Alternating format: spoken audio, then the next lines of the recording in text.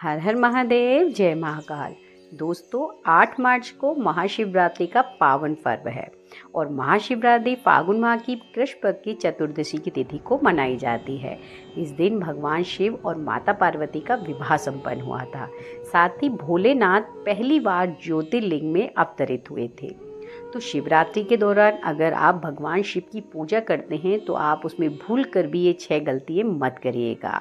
पूज्य गुरु जी की कथा से सुनकर आपको बहुत अच्छे से बताने का प्रयास करूंगी, इसलिए आप वीडियो में अंत तक अवश्य बने रहिएगा।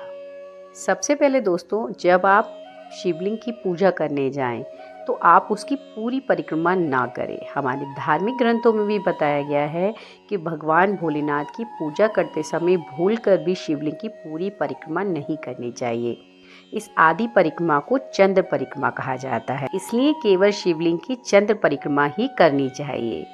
दूसरा, कभी भी आप भगवान भोलेनाथ की शिवलिंग का शंख से अभिषेक ना करें, क्योंकि पौराणिक कथाओं के अनुसार भगवान शिव ने शंखचूर्ण नाम के राक्षस का वध किया था और यही कारण है कि भगवान भोलेनाथ की पूजा में शंख का प्रयोग वर्जित माना जाता है। पूजा के अलावा भगवान शिव के समक्ष शंख रखा भी नहीं जाता है, तो दोस्तों भूल कर भी आप शंख का प्रयोग मत करिएगा। तीसरा है कि भगवान शिव की पूजा में बेलपत्र का बहुत महत्व होता है।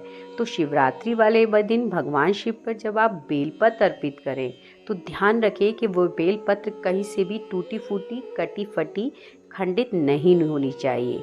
बेलपत्र हमेशा चिकनी वाली तरफ से ही भगवान भोलेनाथ को अर्पित करना चाहिए। भगवान शिव पर चढ़ी बेलपत्र लेकर आप दोबारा धोकर भी उसका उपयोग कर सकते हैं। और साथ ही जब आप भगवान भोलेनाथ पर बेलपत्र अर्पित करें तो उनके पंचाक्षर मंत्र या फिर शताक्षर मंत्र का जाप अवश्य करें। आप ओम नमः शिवाय या फिर श्री शिवाय नमस्तुभ्य का जाप अवश्य करें।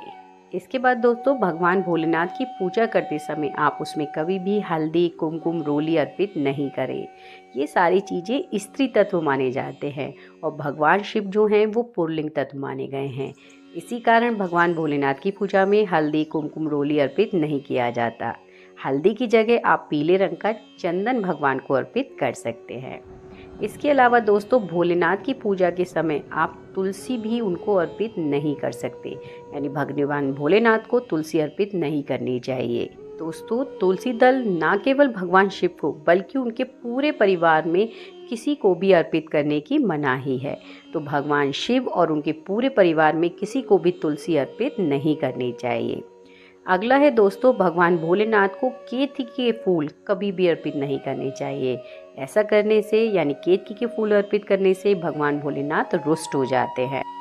तो दोस्तों, अगर आप भगवान भोलेनाथ की पूजा कर रहे हैं तो आप इन चीज़ों को उन पर अर्पित ना करें, लेकिन उनकी प्रिय चीज़ों को आप ज़रूर अर्पित करें। इससे वो हमेशा खुश होते हैं।